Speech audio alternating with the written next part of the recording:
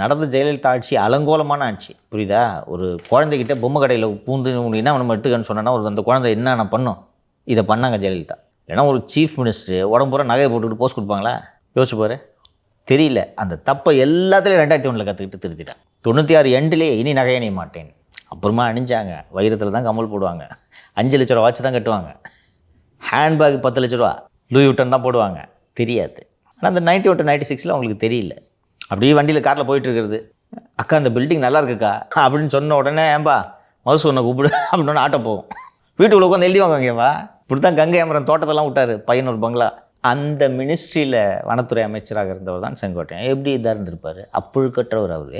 அண்ணன் சந்தோஷமாக இருக்கார் செங்கோட்டையன். எனக்கு அந்த வகையில் மகிழ்ச்சி. அதான் இப்போ தான் பழைய கிறிஸ்டி எல்லாத்தையும் எடுத்து இன்ஸ்டாகிராமில் வந்துக்குது. வரட்டும், உண்மைதானே, நீங்கள் அதை மறுக்க முடியாது. ஒன்றும் காந்தி இயக்கத்தை சேர்ந்த அரசியல்வாதியெல்லாம் கிடையாது அவர்.